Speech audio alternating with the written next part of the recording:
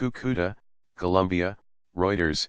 Thousands of impoverished Venezuelans are crossing the border to Colombia every day to sell cheap basics, from oranges to candles, in a desperate attempt to earn hard currency amid their country's euro trademark's worsening economic collapse. The porous roughly 2,220 kilometer, 1,380 mile, frontier for years has been rife with smuggling due to the massive differences in prices on either side due to controls imposed by Venezuela's euro trademark's socialist government.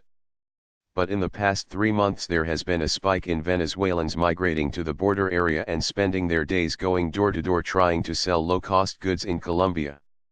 Hundreds of vendors are sleeping in the streets of the Venezuelan border town of San Antonio, while the surge in hawkers on the Colombian side is stoking anger among local shopkeepers. Albert Rodriguez, 22, spends his nights on a plastic sheet in the streets of San Antonio since moving from Venezuela's euro trademark's inland agricultural state of Lara a month ago. He sells coffee in Colombia, but still has not been able to send money home to help his newborn daughter.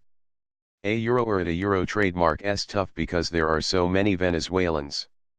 I feel like crying because I am so impotent, said Rodriguez, who said he hopes to eventually migrate to central Colombia where he thinks job prospects will be better.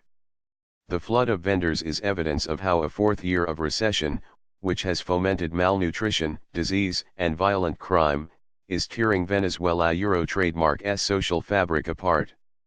It also highlights that Colombia, already home to the most Venezuelan migrants in South America, remains particularly vulnerable to the crisis. The Colombian government did not respond to a request for comment. Tensions in Colombia. Come daybreak, Venezuelan hawkers jostle for hours to get a spot on a bus traveling to the Colombian border. They then cross the teeming frontier on foot, many silently praying that the National Guard will not demand payment to let them through with their goods. Once safely in Cucuta, the vendors disperse on different buses that take them across the Colombian border city. In the low-income hillside neighborhood of La Libertad, around 100 Venezuelans rang doorbells offering mayonnaise, insecticide, cereal boxes, and more. Sales are often brisk. Prices are roughly half those in Colombian stores due to Venezuela's euro trademark's depreciated bolivar currency. Some worried Colombian shopkeepers are demanding the border be closed to protect their businesses. Colombians also at times fret that the influx of Venezuelan vendors could lead to crime. Marlon Carrillo, a 21-year-old Venezuelan who abandoned university studies to start selling fruit in Colombia 3 months ago, said some locals slammed doors in his face out of fear. A euro trademark's hard to pay for the sins of others, said Carrillo, who crisscrosses Cucuta for 8 hours a day selling the lemons, strawberries, bananas, and pineapples he crams into his backpack.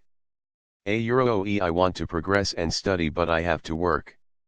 I am not going to let my family die of hunger, said Carrillo, who is supporting his 3 nephews after his sister died of bone marrow failure.